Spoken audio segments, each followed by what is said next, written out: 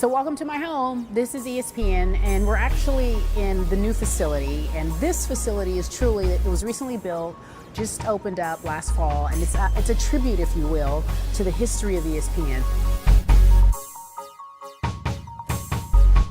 Who is Cari Champion? I'm just a girl from a small town trying to figure it out. I've always felt as if I was destined for something, to be someone, and not necessarily in front of the camera, but I've always felt like I've had a way with people, or I've had a message that was just given to me.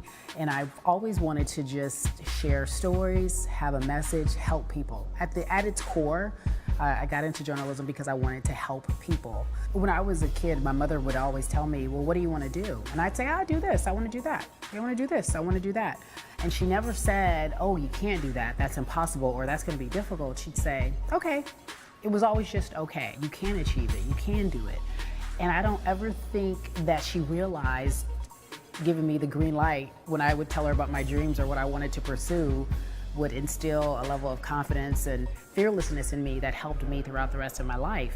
My favorite catchphrase, and I'm sure you'll know this one, is Booyah. It was dedicated to our guy Stuart Scott, who passed away last January. Still emotional, everyone here still loves him, but this is essentially the home that Stuart helped build.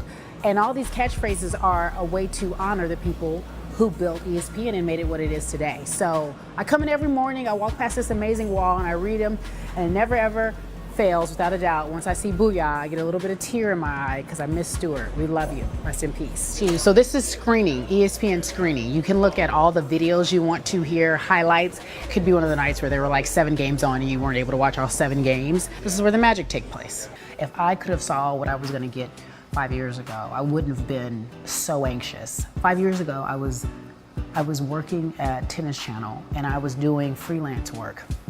You know how Facebook tells you to post your memories from however, they posted a memory from like 3 years ago, 3.5 years ago, and it was from Tennis Channel, and it said, stay focused, dream big, things will happen. That was me just being a freelance reporter, and I posted that, and then I saw that memory, and I'm all like, guys, like, look at this now, 3.5 years later, 3.5 years later. So I always say, at the end of the day, just be patient, because what's yours will come to you.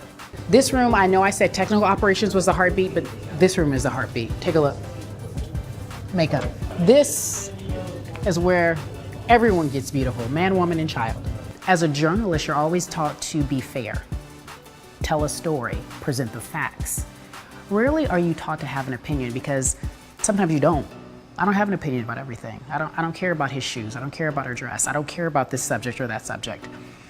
But when you have an opinion, you have to be okay with expressing it and the repercussions that come with it. If you have that passion I talked about, your spirit won't let you quiet it. You have to be able to stand up for what you believe is right. That's why we got in this business in the first place. To me anyway, that's why I did it. I got in to tell stories, I got in to help people. A lot of that is discussed on my podcast, which is the birth of my podcast came from a lot of issues that were not being addressed honestly. A lot of issues that women wanted to address, a lot of issues that I felt a certain voice was needed. And so my podcast was the antithesis of that. I wanted women, young Black women, women in general, to sit up there, brown girls, not brown girls, to listen to my podcast and say, I can be empowered, I can speak on anything I choose to, I can have an opinion that's not popular and it's not considered ignorant or inappropriate because I'm a woman. To me, you can take, sports is just a microcosm of what's happening in life. If I take Cam Newton and I interview him, I'm not gonna ask him about the X's and O's of the Panthers' undefeated season. I'm gonna ask him about some stuff that matters. Like, why is it so much harder for you to get the respect than for some of these other quarterbacks? Like, those are the questions I'm gonna ask you. I want issue-oriented things that drive them, that drive me. The day I met Beyonce and how I attacked her and asked her for a selfie. She and Jay-Z hop out. I wasn't expecting Jay, that was a bonus. So she hops out the car with Jay-Z. She walks over, and girl, before I could even get it out, I'm like introducing myself. And I'm like, hi, I'm Cari. I work on, he's like, I know who you are. That's Jay. What? Holla? Wait, hold on. Hi, I'm Cari. And Jay's like, I know who you are. And I was like, Blueprint was great and all, but B. And then she was like, we watch you every day. I was like, you watch me every day? Can we get a selfie? Girl, and everyone around me, it was so quick. Everyone was like, did you just take a selfie with Beyonce? I was like, I absolutely did. And I don't care, thank you very much. So I've shown you the makeup room, very important. I've shown you our wall of honor, if you will. I've shown you the technical operations. This is a cafeteria. So I've enjoyed this tour, but I'm hungry, so I'm gonna go eat. I go out of my way, especially for the brown girls, to show that we can be mainstream. We can be mainstream attractive, we can be mainstream smart, we can be mainstream in every other world. We can exist and have the same platform and the same respect. It's not always easy, but if I set the tone and show you that it can be done successfully, then they can do it too. It's that simple.